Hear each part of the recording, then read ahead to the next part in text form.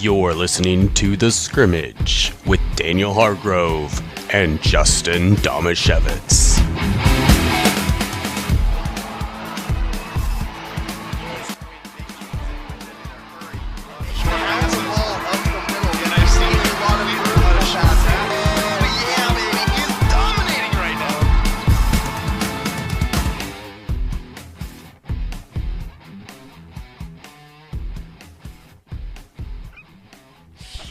Hey, Daniel's not looking at me. Welcome to The Scrimmage. It's hard to see you. You're so tiny. Sorry, that was my fault because I also have our stream up on YouTube, and then when the audio started, I was like frantically scrambling. How do I mute it? And so I totally missed my cue. Because I wanted to have the chat open. I figured that would be new. So as you can see, new. Though, I'm Justin Domashevitz. And I'm Daniel Hargrove. Yeah, so welcome to the Scrimmage Skype version, which gives producer Andrew aneurysms. It's a whole new set of headaches for Andrew today. The benefit for him is he doesn't have to actually deal with either of us in person, but he has a whole new set of issues in trying to deal with us from afar. Yes, absolutely. That is definitely the case. And you guys can't hear the audio, which is why Daniel missed the intro. Yeah. And the bananas. So, there's more than just him getting distracted. There's also bananas. There is also bananas. Bananas are pushing buttons. I swear, that's what happened. Yeah, I believe you. Well, we do have a lot of great stuff to talk about today. We got state basketball. Well, we have stuff. State basketball, some wins, some losses. I got a little bit of club soccer update. Maybe we'll talk about the weird world of powerlifting a little bit. I've got a stump Daniel that involves poll results. Ooh. But first, let's get it going with the 2-minute drill, which we won't be able to hear the music Let's for. go, huddle up! Gotta hurry. Hey, 2-minute situation, 44 seconds, hand the ball to ref. Gonna do it right. 3 jet Buckeye, don't worry, 3. The 2-minute drill starts now. The North Carolina Tar Heels beat 6th-ranked Virginia on Saturday. Justin, Carolina seemed sunk after they lost to NC State and Miami and couldn't beat a good team all year, according to that thing that you guys were constantly arguing about before. What, Q1? Something like that? Anyway, are they back in tourney contention? I thought after the NC State loss and the Miami loss, and then they barely squeaked by Notre Dame, which is terrible, I thought, okay, it's over, not making the tournament. Then they come out on Saturday like they're shot out of a cannon and kick the crap out of Virginia in the first half and then hold on for a convincing win. I can't figure out this team. It's weird as heck. But if they beat Florida State and then they go and beat Duke next Saturday and then pick up an ACC tournament win, they're going to get in to the NCAA tournament. But if they lose, they won't. Seattle Mariners outfielder Jarred Kelenic hit back-to-back dingers today. Daniel, is this the year we see him break out and say, smell you later? First of all, super weird trying to keep the energy up without actually hearing the music that's playing under us. Second of all, has he fallen so far from grace that you have to say Seattle Mariners outfielder before saying who he is? Do people, have they forgotten who Jarred Kelenic is? And third of all, yeah, that's the answer. Yep. Hopefully. Reports surfaced this week that Russell Wilson asked for Seahawks head coach Pete Carroll and GM John Schneider to be fired prior to Wilson's trade to the Broncos. Justin, do you believe these reports? I've seen some people have just said they flat out don't believe them. And did they surprise you? I lean towards not believing the reports, especially because Russell Wilson came out very quickly and just said, hey, that never happened. And it probably would have been, if he really did do it, then he probably would have been silent about it, I think. I don't know. I'm inclined to believe that that's a very out of character thing for somebody like Russell Wilson to do, because say what you want about him, people think that he's phony. People think that, he's a management guy or whatever all these criticisms were that his teammates had of him. He's always proven to be a high character guy. And that seems like a very odd move for Russell Wilson to make, especially since the writing was already on the wall that he was probably going to be traded anyway at some point over the next couple years. So I lean towards not believing them, and if it were true, I would be shocked. Shocked. I did it. I got you. Okay. The only thing I can say about that is maybe it was like a last ditch. Like he was gonna get traded, and he was like, "Hey, hey, Paul, or not Paul Allen, Paul Allen's wife, Jody. Hey, Jody. Sister, right? Sister. They're gonna. Yeah, you're right, sister. Thank you. They're gonna trade me. You should fire them because they're about to fire me." To me, it's interesting that you have that take. I took it as not surprising, and I absolutely believe it.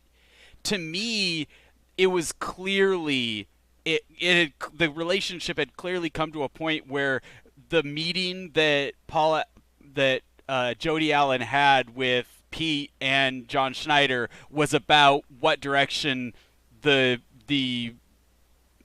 franchise was going to go, whether letting John and Pete go and keep Russell Wilson, or keep Russell Wilson, let John and Pete go. That's kind of how I see the whole thing having developed. And so while I feel like he probably is, I'm not saying, I don't think that it necessarily needed to be an ultimatum like, hey, this happens or this happens. It probably was also on Pete's side saying, hey, I'd like to move on from Russell Wilson, but there needs to be a decision made here. But I also, my impression is that it is not, they didn't claim, I have a lot of respect for Mike Sando, and he didn't name sources. He based the article on sources that he said were inside the Broncos locker room. He's not saying that he got that from Seahawks people. It entirely is believable to me that some kind of Russ wanting to leave or have new coaches was a big part of him leaving Seattle.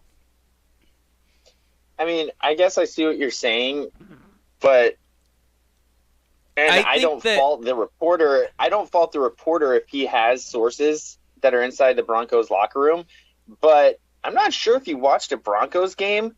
I wouldn't call those credible sources about saying anything bad about Russell Wilson. That's fair also. That is totally fair also. And also kind of why I feel like it is probably inaccurate to say that Russell Wilson demanded that Pete Carroll be fired, but I feel like I would be surprised if Russell Wilson was not 100% on board with the idea of, hey, either we need to get new coaching that I think can make me better, or I need to be traded. That makes the way you put it that way makes it make more sense. Like, instead of just Russell being like, I demand you fire these guys, but it seemed like everybody all around, Pete, John, Russell, were all like, yeah, this isn't gonna work anymore, so somebody's got to go here. Yeah. And I think the way that all of the reporting has been lately, I think Russell's the easy drama queen and the easy clicks getter. For some reason, it's the easy click now. It's Russell the Wilson massive does something... fall from grace of the guy that everybody was always a little bit suspicious of anyway. I think that's what's like he sounded too good to be true, and then he's sure looked like he was sounding way too good to be true over the last year. So everybody's piling on. That's what it feels like. Although, have you guys tried the Danger Witch at Subway? It's pretty good. I have trust not. Russell Wilson on sandwiches. It's pretty good. Did you stitch his TikTok while you were eating it? Just dangerous. I do not believe that I would be capable of making a TikTok in which I was eating. That's so gross. It was the worst. Just terrible. Talking It would with be his worse. mouth full.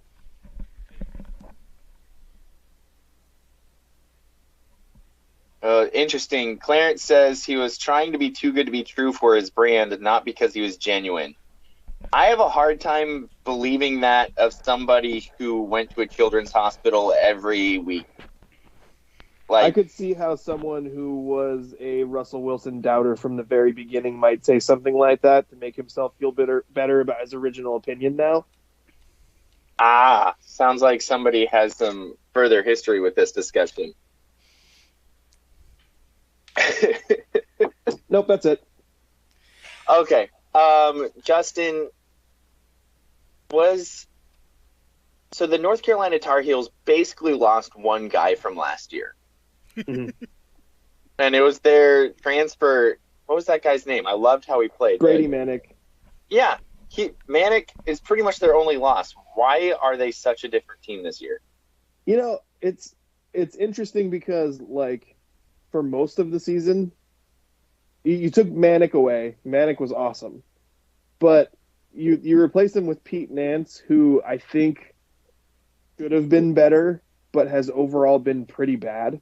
So, like, that was it's a pretty significant drop-off from what Manek was able to provide offensively.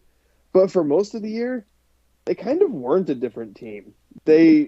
Last year, I mean, there's a reason why they were an 8 seed in the tournament. You know, they were, until the losses to Miami and NC State last week, they were in an almost identical spot to what they were last year. They were a highly capable team who could compete at a high level on any given day, and then every once in a while would just totally lay an egg. And they're terrible on the road. They were terrible on the road last year. They're terrible on the road this year. I think not having Manek does make a difference.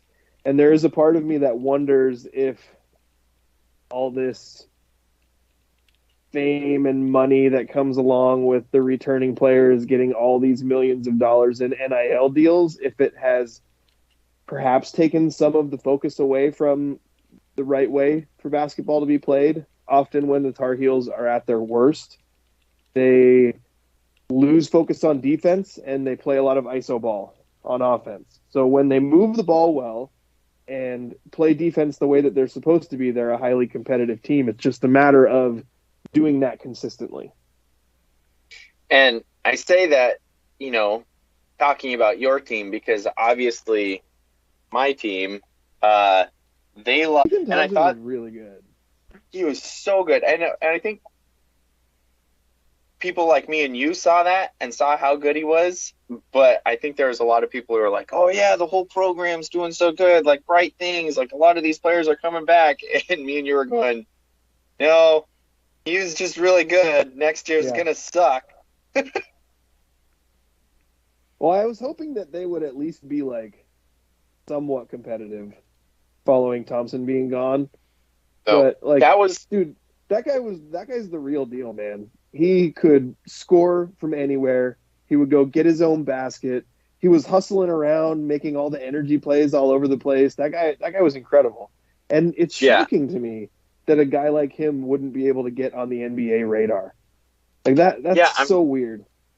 I'm just looking him up now to see what he's doing. It looks like he's on part of the Bulls organization somehow, maybe? Like a G League team or something?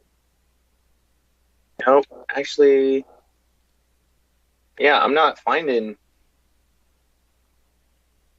no information. Autoplay. Now it says Ethan Thompson makes a nice spin move for the Bulls. There's a little highlight there, but when was that from? And it doesn't show anything in his stats or. Well, he played summer league for the Bulls in 2021. Okay, so that's what it is. Gotcha. I'll stop playing autoplay videos from ESPN. Very unprofessional. Sorry. Oh, he was playing in Puerto Rico? Oh, wait, no, that's something different. Anyway, it's shocking that he hasn't caught on anywhere. 10-point game. It looks This is like he played on a Chicago Bulls affiliate called the Windy City Bulls, but I don't even know what league that is. No idea. The Windy City Bulls. Yeah, that's according to Wikipedia. Thanks, Wikipedia. Thank you.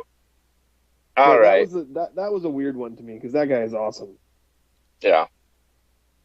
Well, that's pretty much the last person who is still involved with the program that kind of got Wayne Tinkle the job, because Wayne Tinkle came in. Yes, his name's Tinkle. It's very funny.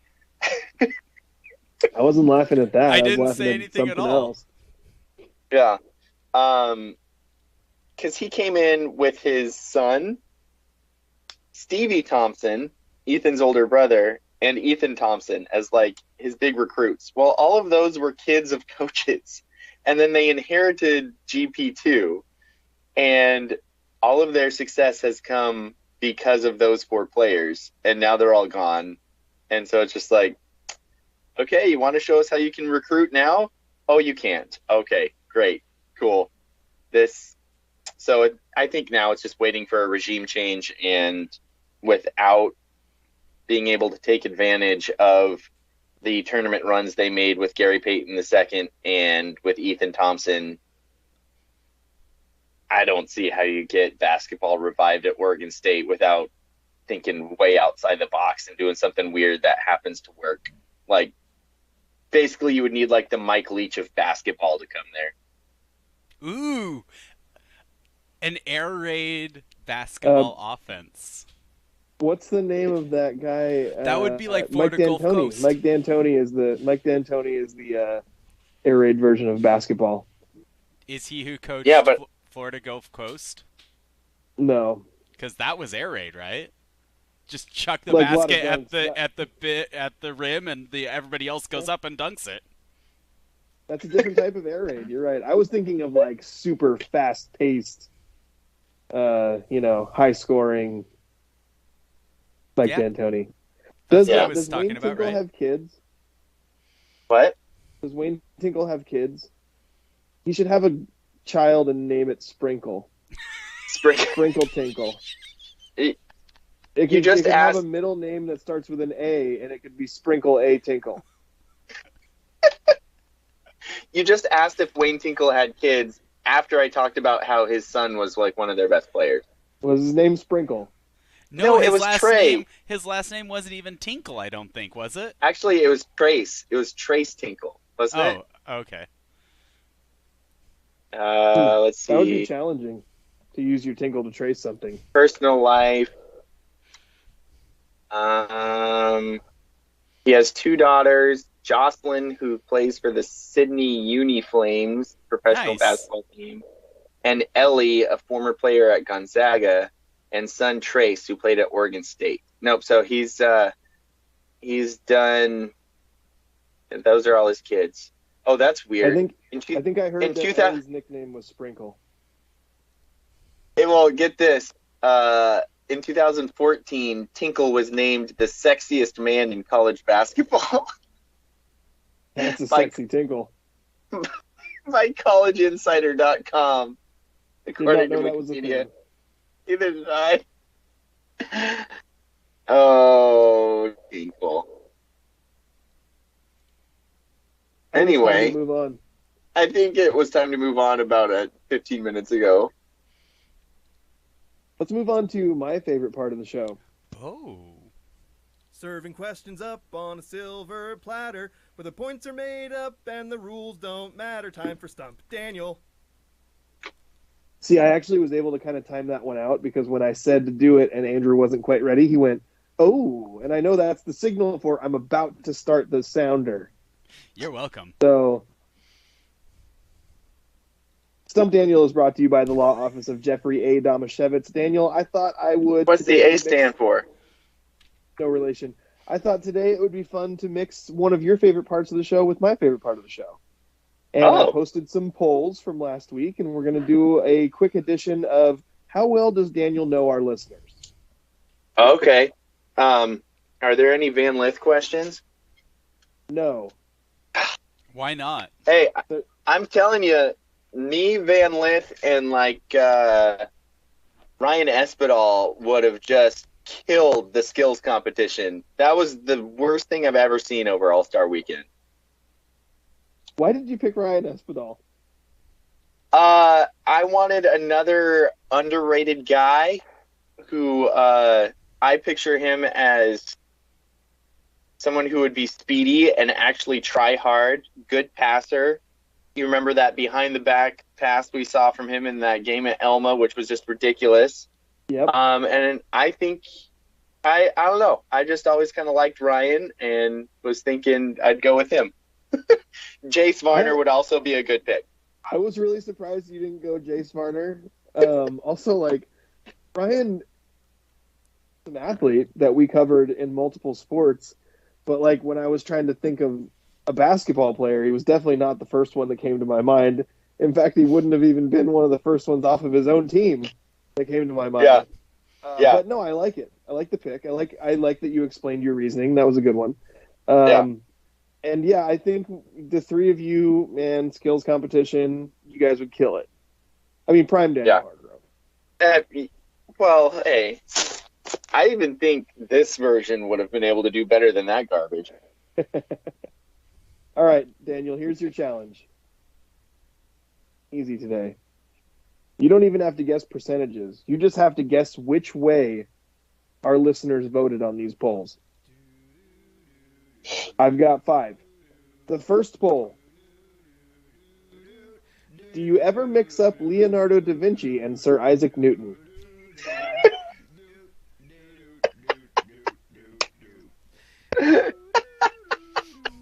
As Daniel did last week. I did. Oh, I'm going to say no. Our listeners do not do that. Well, that's correct, Daniel. You get a ding on that one because 82% of our listeners never mix up Leonardo da Vinci and Sir Isaac Newton. Next question. Yes or no? Do you ever mix up Leonardo da Vinci and Leonardo DiCaprio? True Renaissance men, both of them. Yes, absolutely. I'm going to say our audience says yes. Ooh, I'm sorry, Daniel. You got your first wrong answer. 64% of our audience never mixes up Leonardo da Vinci and Leonardo DiCaprio. Darn.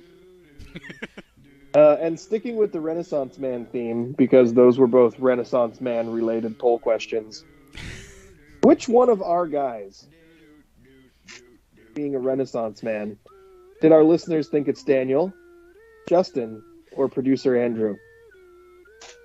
I'm going to go Andrew. You are correct again. 62% of our listeners said producer Andrew. Not saying that he was a Renaissance man because I didn't phrase it that way. He's the closest to being a Renaissance man of the three of us. I appreciate that. You're 2 for 3. I did not vote in that poll. Just I for voted. the record. I voted Andrew. Oh, I voted for myself. Number 4, Daniel, you're 2 for 3. Based on, my realization during the show last week. Do you honestly know what a Renaissance man is? Because I said during the show last week 1,000 times, and I don't think I actually know what a Renaissance man is. We looked it up. It means someone who has a wide variety of interests and skills. But or do you think that our audience honestly knew what a Renaissance man was, or no? I think our audience was similar to me, as in they felt like they knew it. They've heard that term. They've used that term. But as soon as somebody says something like, did you honestly know exactly what it means? If they were like me, I went, I don't know. I thought I knew. So I'm gonna say yes, though. I'm going to say our audience knew what it was. You should have gone with your original inclination. 57% of our audience said no. They do not honestly know what a Renaissance man is. Darn it. You're 2 for 4. You can't get the Beaver Zone. I'm going to say Coug Zone. You needed 4 to get Coug Zone.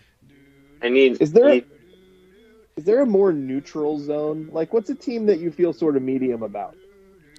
Well, there's plenty of teams I feel medium about. UCLA. Nah, no, Chip Kelly's there now. USC. Do we have to go Pac-12? Gonzaga. I feel a lot. I like Okay. Gonzaga. I feel pretty neutral about North Carolina. I feel pretty neutral about. Don't say it. Purdue. Okay, this will be for the Purdue zone. Right, you're in the Purdue zone. What did you think? I what thought did you were think I going was to gonna say the Blue Devils. Oh no, I hate the Blue Devils. I know that, but you had a look in your eye like you're up to no good.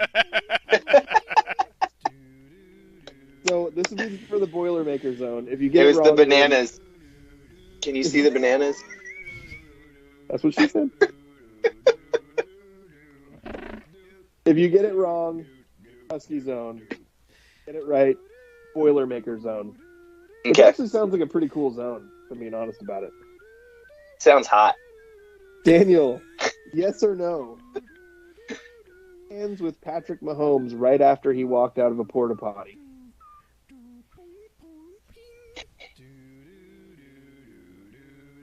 Could you repeat the question? Right. Would you shake hands with Patrick Mahomes right after he walked out of a porta potty? So I know you wouldn't. No, not a chance.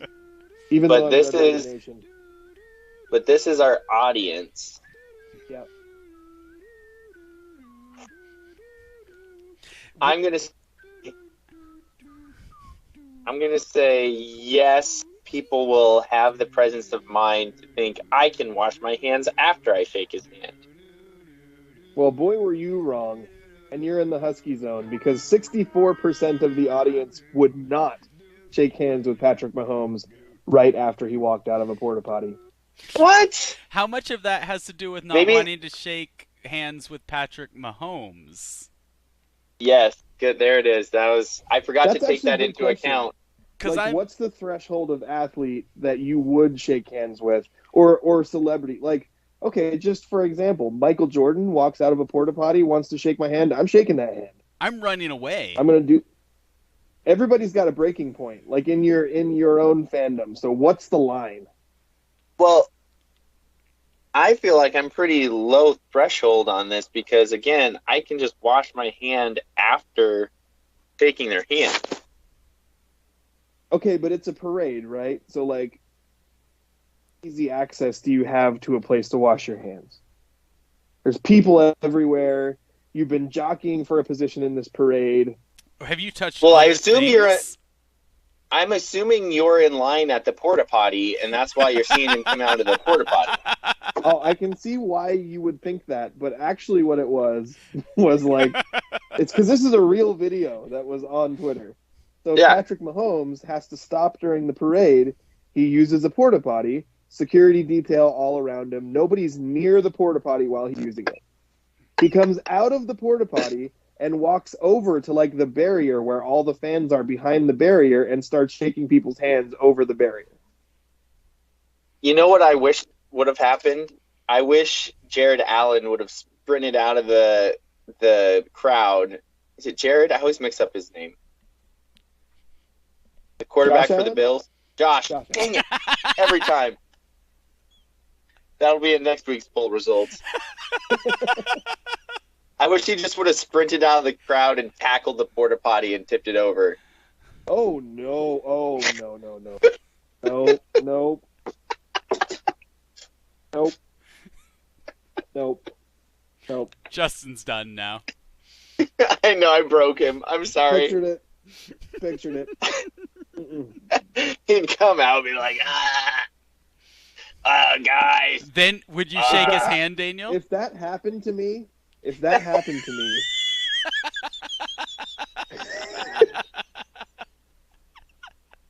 exact scenario happened to me, I would hope I died in that porta potty. I would not want to be alive on the other side of that door.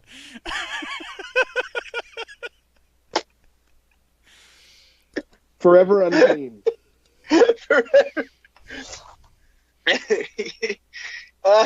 That is a tough one to come back from.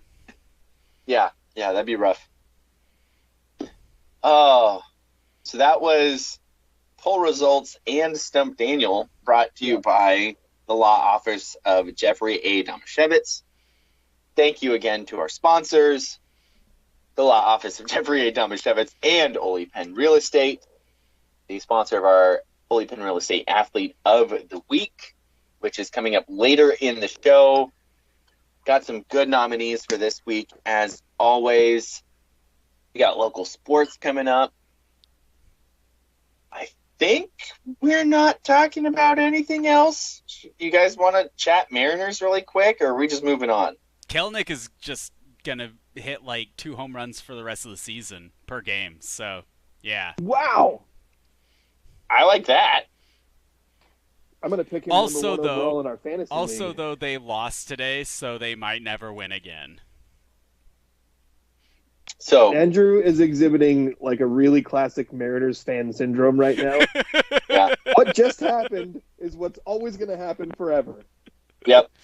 I got to say, I'm excited that Colton Wong wears number 16. That's just another one of my players that I'm excited about, and I think he's going to be one of my favorite players, and they wear 16 as well. So I've got Tyler Lockett, number 16, got Colton Wong, number 16, and I've got not quite prime Daniel Hargrove on the Bearcats wearing number 16.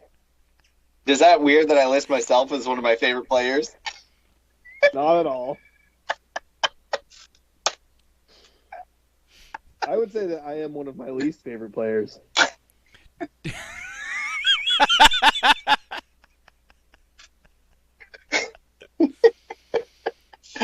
All right, we got local sports and more local stuff coming up after the break.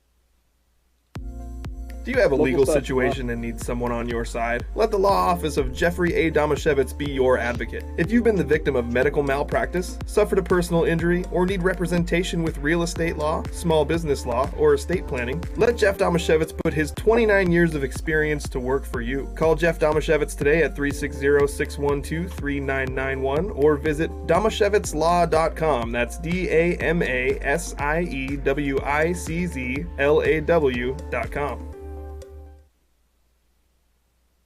And we're back. Right? Did I do that right? Yeah. Yes. Thank First you to our try. sponsors. Yeah, first try. Nailed it. So many of them. It's hard to keep track of. I think we need to do local sports roundup a little bit differently this week. Maybe we do it without the music and just kind of discuss what happened, because I didn't go through and write a little recap of each game. So what would end up happening if we tried to use the music, especially since we can't hear it, it would be like really fast music and then a person who's kind of just talking like this. So let's just go through. That sounds awesome. And just talk about what happened in some of the games. And where we are in basketball season is state tournament play. We had several teams which qualified. A couple of them were facing loser-out scenarios. Unfortunately, the Hoquiam girls lost their first game. Elma boys lost their first game. But we do have a lot of other teams that will be moving on in the state tournament. So I'm just going to start with Elma's boys. They faced Seattle Academy. And Elma was a 15 seed. Seattle Academy was a 10. Elma got off to, unfortunately, a terrible start. They were down 46-25 at halftime, after being down 7-0 and 21-9 at different points in the first half. They played way better in the second half and actually trimmed the lead to 7 at one point, but they had just dug themselves way too big of a hole and ended up losing 71-56. Now, because they were in the bottom half of that bracket as a 15 seed, that means they're eliminated because state brackets are stupid now, and you don't get everybody in one place playing a double elimination tournament. This was a do-or-die game for the Eagles, and they didn't come out on top. Traden Carter scored 22 points for Elma, and Kaysen Seberg scored 14. Moving on to... I like how you said that because the state tournament is stupid now. Because multiple reasons. A, the weird half a round that's loser out, and then the whole next round is loser out, and yet the next round is double elimination. Like, it's how to make a convoluted, confusing tournament when you could just do it extremely simply. Thank you, WIAA.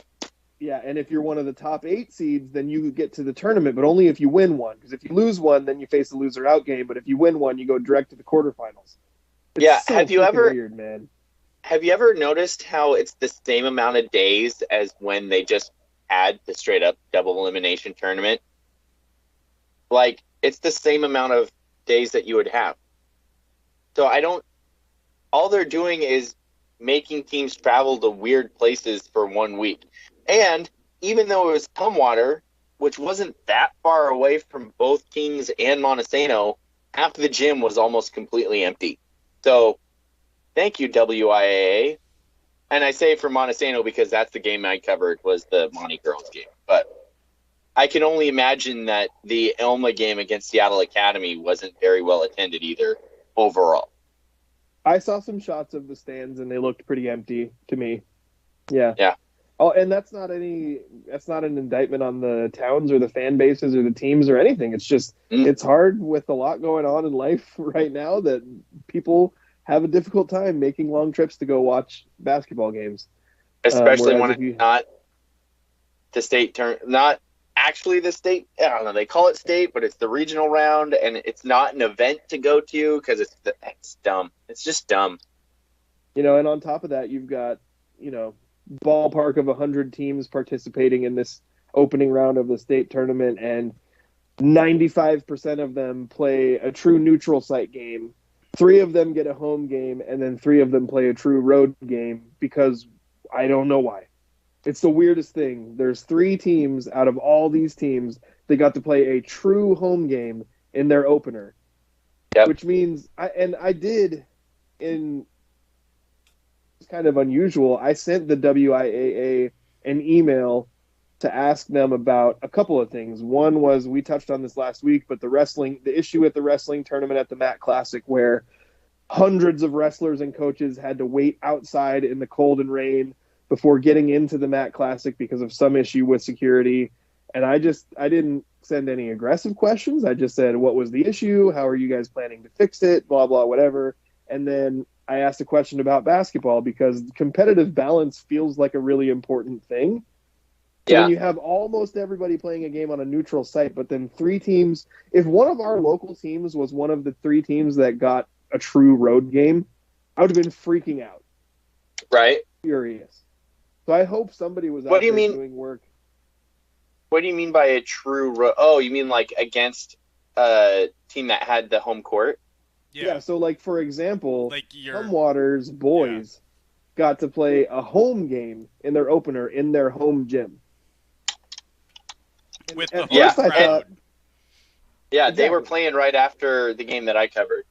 And at first I thought, okay, so that probably means that they have 12 regional sites, and all the games are played at these regional sites, and all of them are hosting several games. And it's actually not true, because I looked up the schedule, and there was a whole bunch of games that were played at one game neutral sites. There was a bunch of times where they were playing just one game at a spot at one time. So they couldn't go for those 3 other games and find a neutral site. Like in Tumwater, there's not a gym around there. There's only an hour? There's a million gyms within a half hour because that's the Olympia area. So you've got Black Hills, you've got Olympia, you've got River Ridge, you've got there's countless. Capital. There's a bunch of high schools there, not to mention St. Martin's or Evergreen. It just feels like they scheduled most of these games at neutral sites, and then they were like, nah, these other three, who cares about those three teams that have to play a true road game? Let's just let these teams host it at their home stadium. It Right. felt like just such a lazy move. Yeah, and I felt they must have done some sweeping security measures more this year, because I don't know if you've ever been to a game at Tumwater before. Have you ever been to a basketball game at Tumwater before? Yeah. They have the parking lot.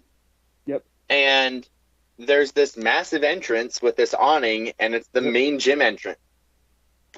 That wasn't good enough for the WIAA. First time ever I've covered a game there where they're like, nope, you have to walk like half a block around the school to get into the cafeteria for some reason, so they could have like a specific lane set up for teams, bands, and press passes and coaches to get through, and then 2 other lanes or 3 other lanes for fans to get through. And it's just, again, the mind-numbingly ignorance of the WIAA to think of this random regional site as having to have this massive entrance with all these things. Maybe it came from what happened with wrestling, and they were like, oh crap, if we're going to do any sort of added security, we need this huge thing. Guess what? Not that many people are going to the regional round. You showed up and there was like no issue with needing to have the normal entrance. Like, it so dumb. Just, Yeah. It seems like decisions made without anybody actually going to those areas and seeing what it's like before or after. Well, and I think too, like I mentioned, I sent an email to the WIAA in the past. They have typically, I don't always agree with them, but they have typically responded quickly with a thoughtful answer. This time they didn't respond at all, and this was several days ago. So it made me wonder, like, because I've actually emailed them about things that what I thought were much more sensitive than this, or much more difficult than this. Yeah. So maybe they didn't have a good answer for my questions, and so that they just didn't respond. Yeah. I don't know. Anyway, that was all stemmed from the Elma game. So sorry about that, Elma Eagles, and sorry about your loss. That you are eliminated instead of just moving on to the next part of a double elimination tournament right now. Yeah. Moving on to the other 1A loss that we had, Hoke Williams girls, which, by the way, seed, they lost to 9-seeded Freeman. They lost 47-19. I can't imagine, like, losing is never going to feel good. Losing badly is never going to feel good. Those girls have to feel so good about what they accomplished this year. They were playing such good basketball by the end of the year. Chloe Kennedy, Gracie Bonnie Spradlin, Ashlyn Katie. There's another name in there, Daniel, that you brought up last time. And I'm Ella blanking. Folkers? Ella Folkers, yeah. Yeah. There's a lot of girls that really there was a real team contribution there. I feel like Chad Allen, their head coach, had been there once before, turned the program into something that was really competitive. When he left and he went to Grays Harbor College, he turned their women's program from something that was a complete afterthought to NWAC champions, right? Were they NWAC champions one year? Or did they just make the NWAC tournament for the first time in a really long time? Yes, that's so it. He turned them from a perennial loser into something that was competitive. And then when he came back to Hoquiam, the program again was down. And he's turned this program around. And, you know, if you pay attention to Chad Allen on Facebook, he always deflects every bit of credit and attention to the girls. He always makes the focus on the players. He always makes the focus on the team and the atmosphere of the team. And I believe that's probably what makes him such a successful coach. He's such an incredibly likable person, and he's the kind of coach that I know I would want to play for. So watching Chad Allen go out and have that success with this group of girls, Chloe Kennedy, probably the most snubbed athlete of the week throughout the season. I'm sad to see Hoquiam's season end this way, but I'm really happy for them that they were able to qualify for state. Absolutely. Yeah. The energy that team plays with, it was a team that if they had a hot shooting night, they could compete with anybody. But, who knows where they were playing this? I mean, it was probably someplace close to Freeman. So Yeah, they played in Spokane, I think. Yeah, I was going to say that had to be in Spokane, probably. Yeah, So, West Valley High School in Spokane.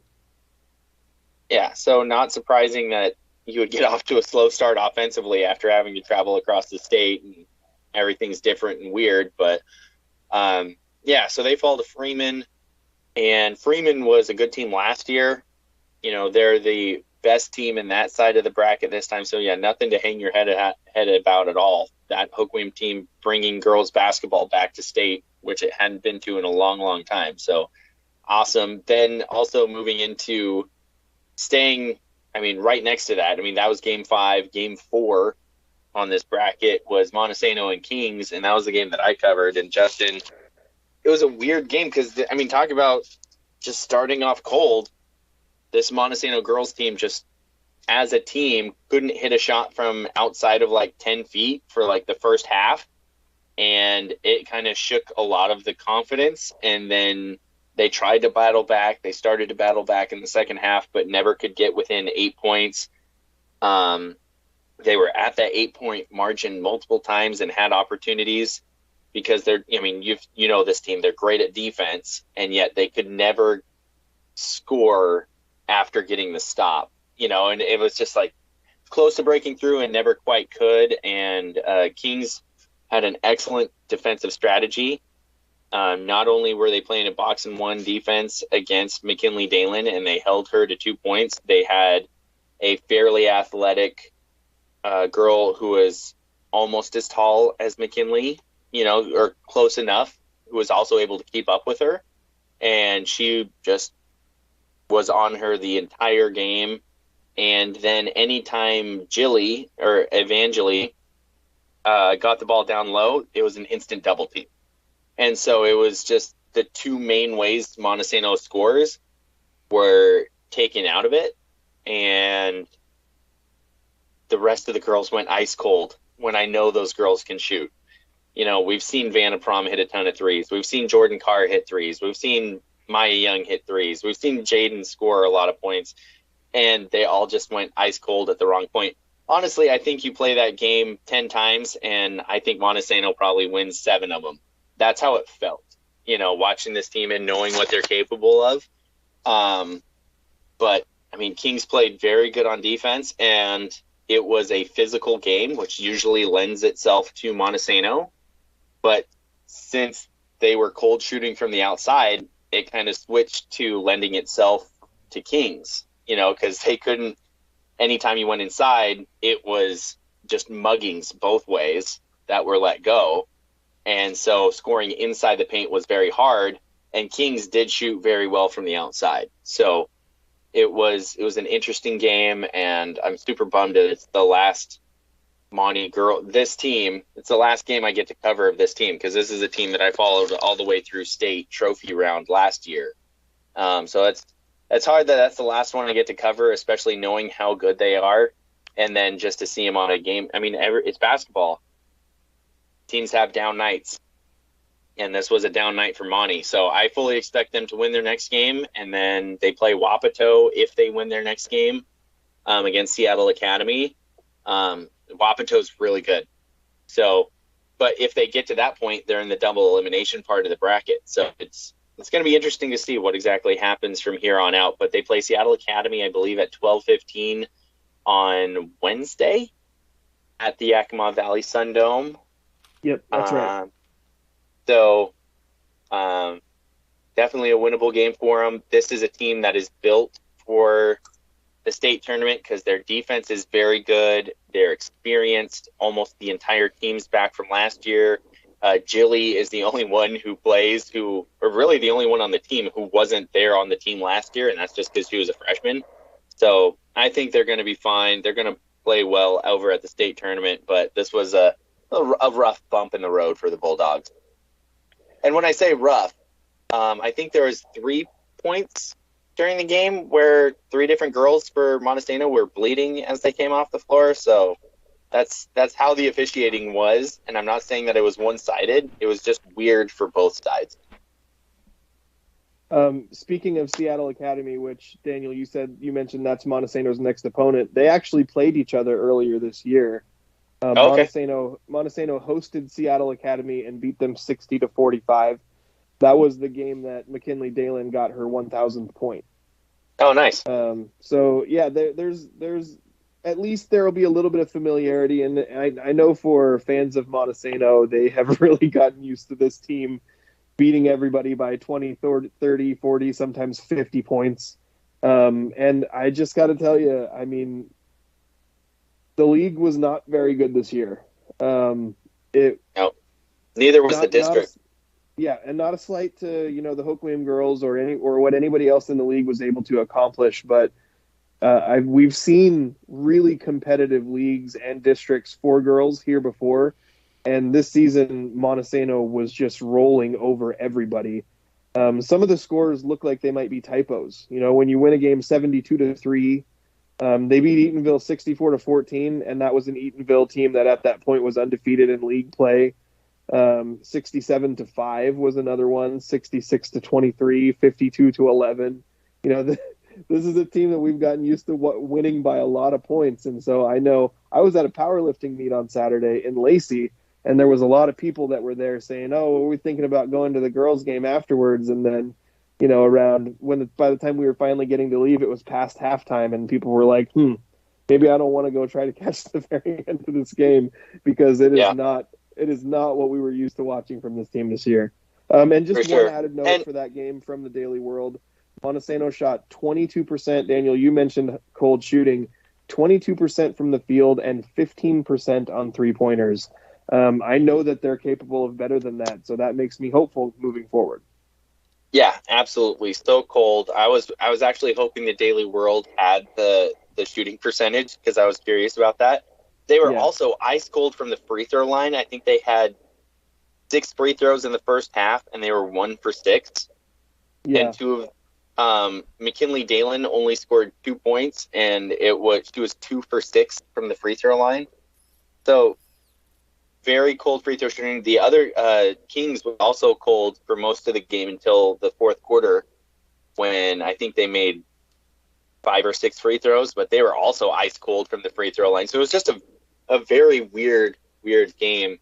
You mentioned some weird lopsided scores. Nooksack Valley, which is one of Monty's few losses, won 65-16 in a state tournament game. Man. And they were the 1 seeds, so they would have been playing the 8. But still, you'd think a state 8 seed would be good. And when Montesano played Nooksack Valley, that was the second game of the year for Montesano, and Nooksack Valley won 73-46. Yeah. That Nooksack Valley team is really good. They're really good. Yeah, they're Valley definitely sports all of a sudden. Jamie, our friend of the show, Jamie, pointed out to us earlier this week, it seems like a lot of the same schools ending up in state competition across all sports all the time. That point was made about Freeman, but also, Nooksack Valley was a powerhouse in football too. So this is just the way things are trending, is that there seem to be some schools that are just better at sports for whatever reason. Yep. And, you always got Linden Christian and Kings, and Linden Christian. That's a whole separate conversation. And Linden, what I don't know what's in the water up in Linden, but they're steroids. The girls, Linden, public school Linden, are the 2 seed. The boys' public school are the 6 seed, but they beat the 3 seed by 18 points. So, okay. And then in private school, the boys are the 1 seed, shocker, and the girls are the 2 seed. Yeah. Woo-hoo. Freaking Linden, that was something, Ryan had commented on one of our posts after we just watched the Elma boys lose to a private school. We watched Montesano's girls lose to a private school. It's been a theme, like, over the last many years, that, Daniel, ever since you and I have been covering sports, that teams in our classification, our local public schools, often tend to lose to these private schools in the playoffs. Yep, happens a lot. Moving on to 2B, we have one team in our coverage area that was playing in the 2B state tournament. It's the 12-seeded girls, who beat 12 seed From- Raymond girls, sorry, who beat the 13 seed Davenport 50-42. Pacific League MVP Carson Freeman, by the way, sophomore, who has already scored 1,000 points and is a league MVP. Sophomore Carson Freeman scored 18 points despite missing a lot of time with foul trouble and led Raymond to the win. They have a freshman point guard named, I'm going to mess this name up and I apologize in advance, Megan Kongbake. Scored 10 points for Raymond to help them to that win. This is a Raymond team. It's been really fun to root for Carson Freeman and these girls. And because they were the 12 seed, even with the win, they will have to go face another elimination game in Yakima. They are going to, Spokane. They're going to play the 5th seed Adna in the round of 12 at 7:15 on Wednesday. Ooh, Adna. I bet those two teams have played each other already this They season. have, actually, and I believe Adna won, but let me look that up real quick. I mean, this is a team that I'm super excited about with Freeman, just how she plays, and then Koski can get hot at any time too. Yep. So that's a tough draw to be playing. Excuse me, Adna. Yeah, but Adna, Cassie the 5 Koski seed, has been in the point total. She's been at up in the point totals a lot this year. yeah, Adna fell to 4-seeded Borden, 64-52. So that's a real tough one for Raymond to have to play Adna in this loser out game. So Raymond played Adna on February 7th in a district game and lost 59-21. So that's Wow. that's going to be That's a tough game for this Raymond girls team. Yeah, that is going to be a tough game. Wow, it's just so crazy to think that Carson's just a sophomore. It's just bizarre. Absolutely insane. And we have a couple of 1B teams also. Used to be 2B, but Willapa Valley in the 1B tournament, their girls team was a 12 seed, and they took out the number 13 seed Orcas Island 51-30. Yeah, pretty dominant win for a 12-13 matchup there. Absolutely. And They I were think it was finishing a that one 2-point out game when I at got. half. Oh, nice. I think I read They were it was finishing- a 2-point game at half. They were finishing that out when I got there. I saw the last about minute of that game. Grace Huber and Brooklyn Patrick each had 11 points for the Vikings in that win. And they will face the 5th seed Inchelium at 12:15 on Wednesday in Spokane. And what's that? Oh, sorry. I was just like, what's in Chilium? It's a Mount Vernon Christian school. Oh, is it? Okay. I was really no, it's not. They played a Mount Vernon Christian school. I'm sorry. I'm No, the confused. boys played. Well, Mount Vernon. Sorry, Oh, okay. Inchilium played Mount Vernon Christian School. Oh, I'm trying to look okay. up Inchilium right now. I got you. Well, while you're doing that, I'm going to move on to the Willapa Valley boys.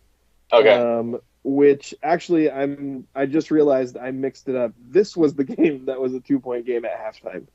So I mixed up boys and girls. Inchilium is in Ferry County, which, if you don't know where Ferry County is, not surprising, but it's middle of nowhere, northeastern Washington. Like, think Spokane and then go way north from Spokane. There's stuff up there? I didn't think so, but I thought Inchilium, Washington was uninhabited. Inchilium is a town. Oh. And A in the community. 2020 census, yeah, it's got it's a census designated place in Ferry County, Washington, So on that's the like Colville Indian Reservation, that's and like, it's got 431 people. it's like Brady or Central Park. Then those are census designated areas. Okay, it's got 431 people, but apparently some And- good basketball. Apparently. Sorry. At least Sorry. this year. Moving on to the Willapa Valley boys, They Which were the 4th seed. How does this tournament work again? This is bizarre. Yeah. Oh, are you talking about the 1B tournament? Yeah, the 1B boys tournament is different from all of the others. Oh, I thought that was the 2B tournament. Is it the 1B tournament that's this way? Yeah. Well, Willapa Valley actually avoided the whole craziness of the beginning of it because essentially, like, there must be a ton of boys 1B teams. So instead of having 16 teams in the tournament, they had 20. But that just meant that 8 of the teams had to play elimination game to get to the elimination game that goes to another elimination game before you get to the double elimination tournament. So, but like I said, because we had 2 teams in that tournament, we have Oakville and Willapa Valley, and the Willapa Valley boys, the Oakville boys are the 8 seed. So they avoided the craziness at the beginning of it, of needing all those wins to get into this part of it. And the Willapa Valley boys, and this is a huge win for them, they beat Moses Lake Christian / Covenant Christian. They beat them 48-34, which means that they go straight to the district quarterfinals. They don't have to play an elimination game to get into it. They are in the double elimination round of the state tournament. Derek Fluke, who I'm going to say is an Athlete of the Week nominee here, scored 13 points and had 17 rebounds in the Vikings win. They will play the 6th seed Lummi Nation.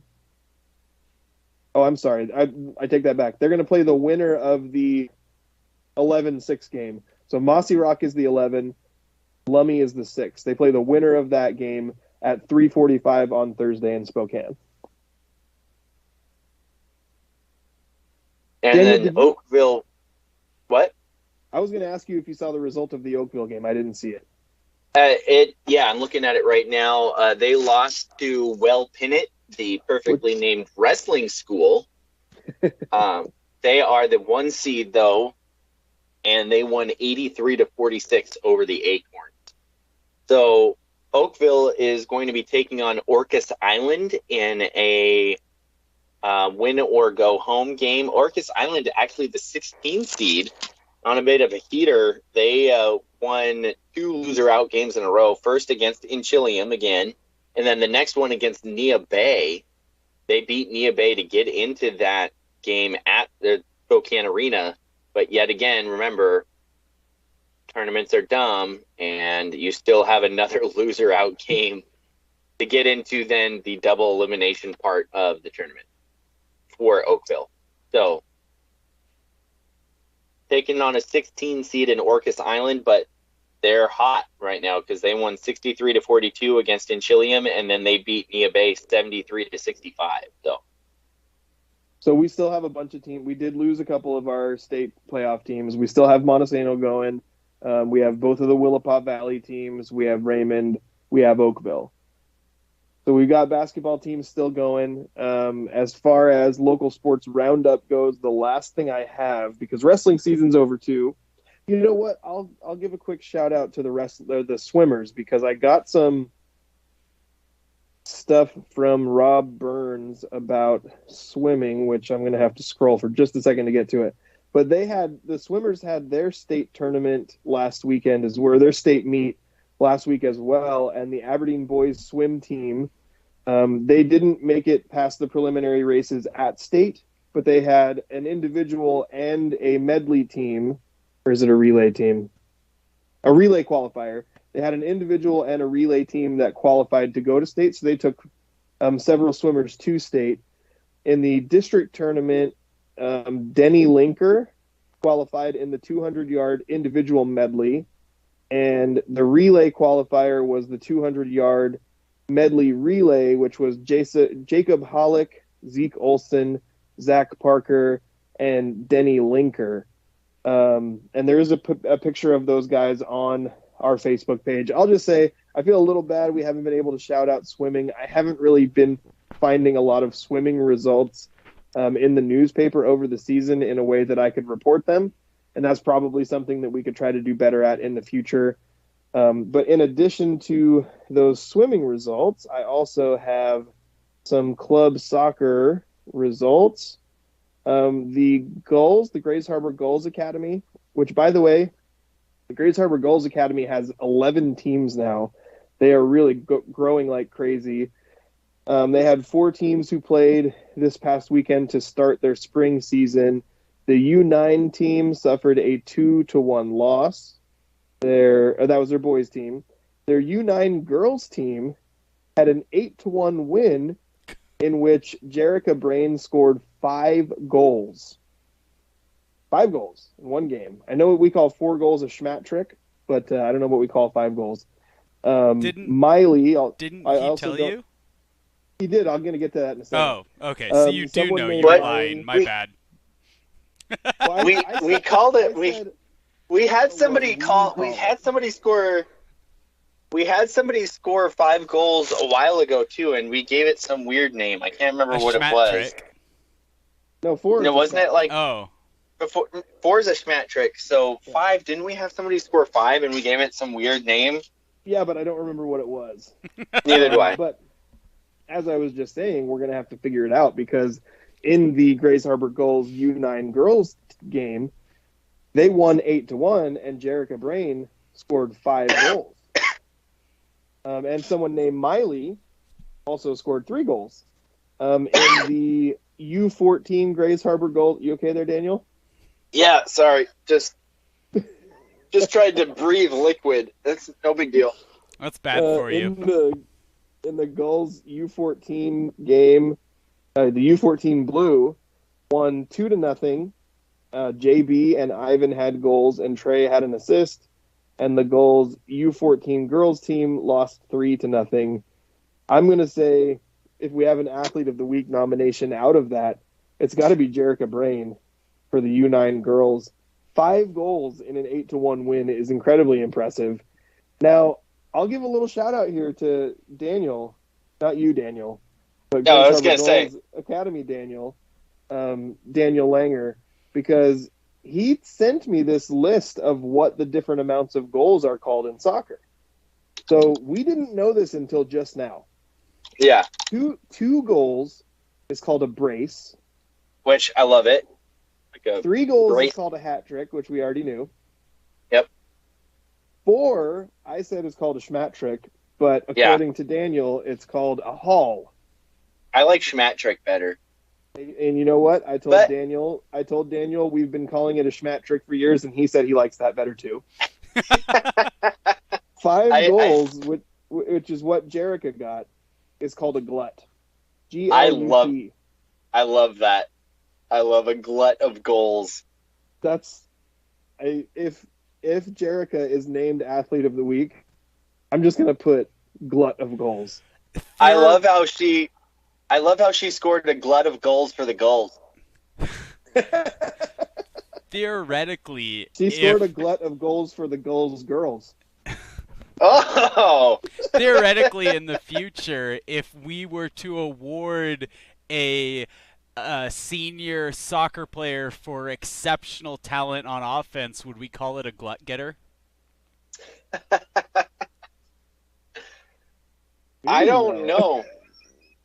I don't know, because I don't think we could. I mean, that would be the great catchy name for it, but I don't think we could because I think even certified goal getters probably aren't getting gluts very often, if at all. Accurate. Only the highest standards. Yeah, agreed. Daniel, did you have anything else for local sports? Did you mention what 6 goals is? It's just a double hat trick, which I feel like they got really creative with brace, haul, and glut, and then we're 6. They're just like, double hat trick. Brace. I mean, if anything, just call it like a hat trick or something. Brace isn't super creative. It's a pretty common older term for 2 of something. That's true. Like a brace of conies. Yes, exactly. What? That's 2 rabbits. I love how I just threw that out there like it was common knowledge, but really the only reason I knew that is because it's a quote from the movie that puts Justin to sleep every time. What, Die Hard? How dare you, sir?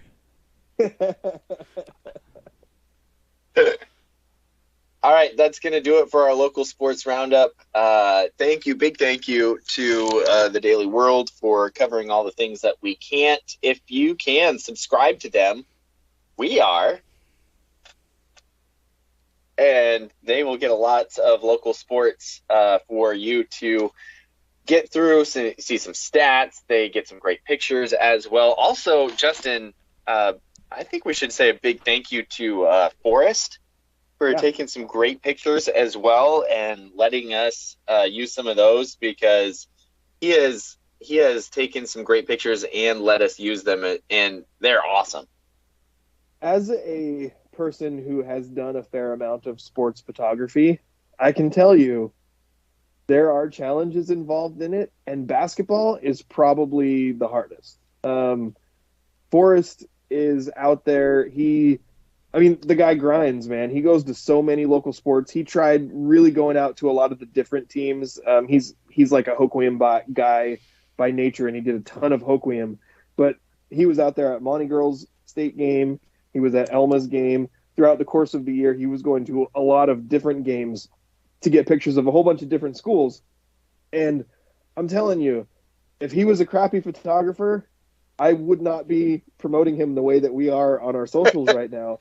Forrest does an incredible job at something that's very difficult.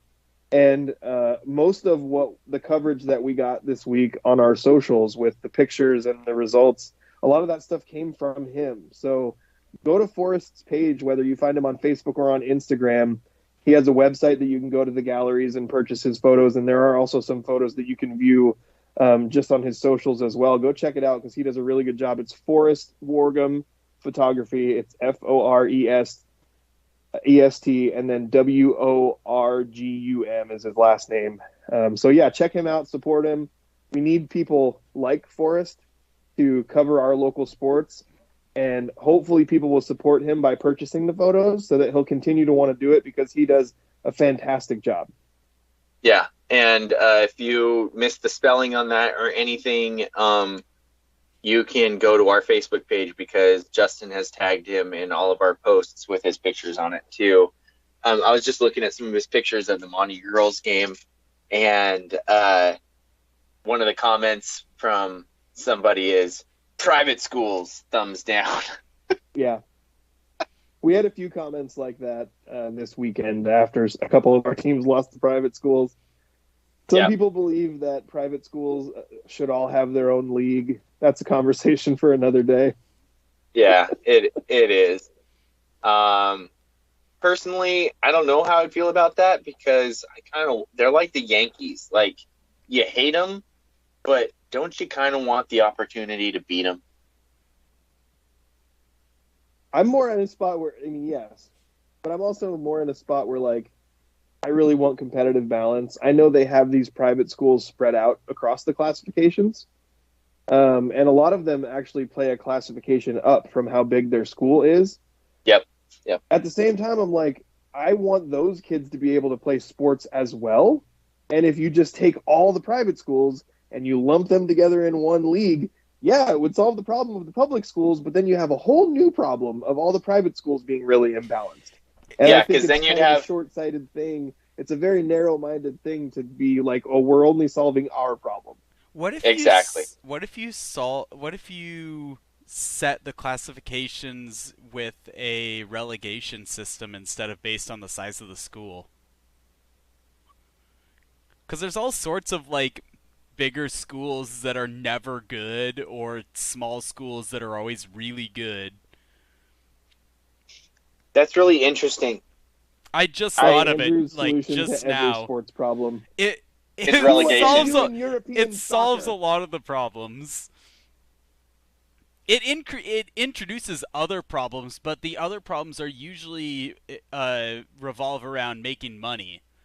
Because when you're in a professional sports league and you get relegated out of the top league, you're all of a sudden not making even a tiny fraction of what you were making before. Yeah. So I'm in the background of one of these pictures. Sorry. I think we're going to name an Oli Penn Real Estate athlete of the week, but I think we should probably take our second commercial break first. So let's do that now. Hey, there's also that really grumpy Kings fan who was sitting right next to me. At Oli Penn Real Estate, we have solidified our foundation on 4 core values. First, we continuously focus on growing our knowledge in the market and in our practices to bring the highest level of competency to our clients. Second, we provide a high level of integrity, compassion, and kindness in every aspect of our business. Third, we put the human element above business through humor, enthusiasm, and patience. And last but not least, we proactively respond to the needs of our clients. Our mission is to create a personal real estate experience, one person and one home at a time.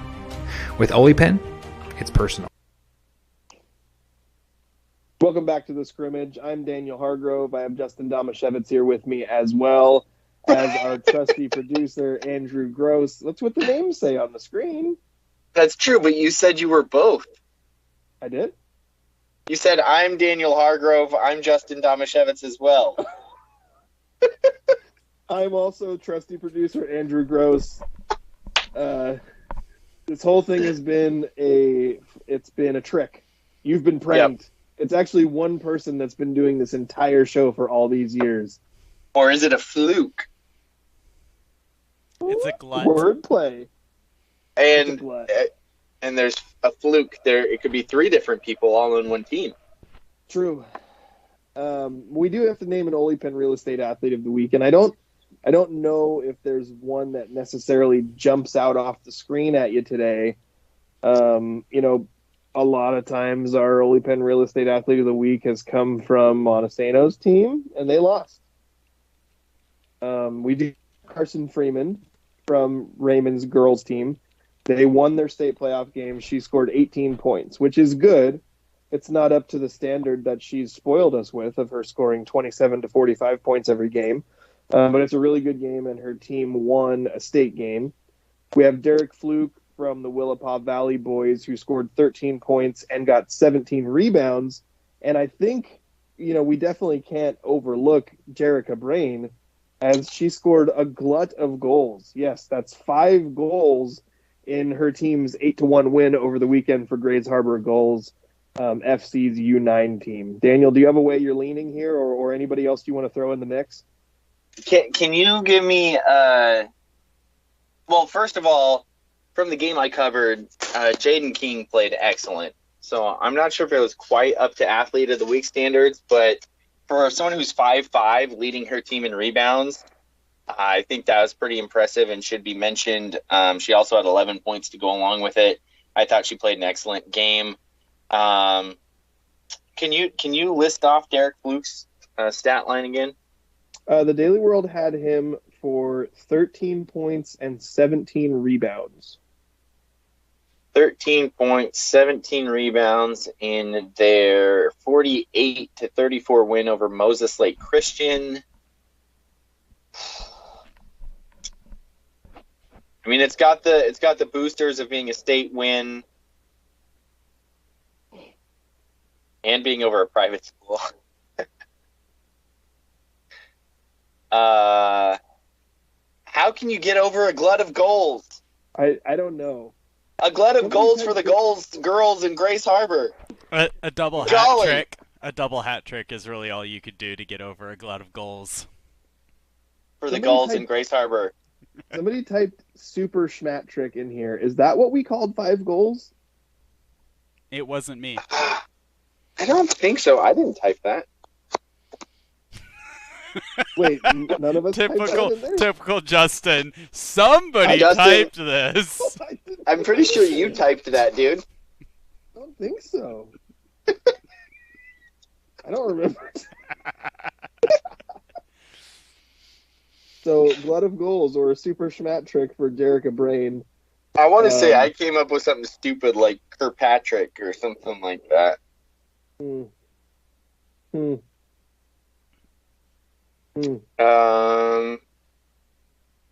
I mean, I'll be honest. I'll give you the direction I'm leaning. I think 5 goals is darn impressive, and it needs to be recognized. I agree. I don't care what level of soccer it is. You score 5 goals, you should get recognized. Yeah. And if there was like a state playoff performance that just like totally blew us away, then yes. And I know that 17 rebounds is really impressive for Derek Fluke. I'm just using a comparison between sports. And I think 5 goals in a big win, in an 8-1 win, I'd give Jerrica the nod. I'm right there with you. Okay. Did we have anything come in on the chat during the show today that needs to be discussed? Clarence agrees with me. Shocking. What did he say? Yeah, I mentioned that a long time ago. He just agreed with me, the Renaissance man, and says that he thinks that Russell Wilson was trying to be too good to be true for his brand. Which, I have a really complicated take on Russell Wilson's genuineness. I think that he's trying to be genuine, and he needs good people around him to help him actually understand what that means. I think you just said Russell Wilson. Like, maybe. From your football game where his name is Hustle Killsome. I think you just merged those two guys together. Yeah. So, well, let's say one last time that congratulations to Grays Harbor Gulls, FC's Jerrica Brain. You are our Ole Penn Real Estate Athlete of the Week. Congratulations on your glut of goals for the Gulls girls from Grays Harbor. It was great. Yes. I love it. Awesome. So that's going to do it. That's going to do it for our show today. So for my trusty co-host, Daniel Brace of Conies Hargrove. And my trusty co-host, Daniel Hargrove, also Justin Domashevitz, also Andrew Gross, the producer, Justin Domashevitz, and the trustiest of us all, our trustiest trusty producer, Andrew, do it like European soccer. Gross. Been listening to the scrimmage. Relegation.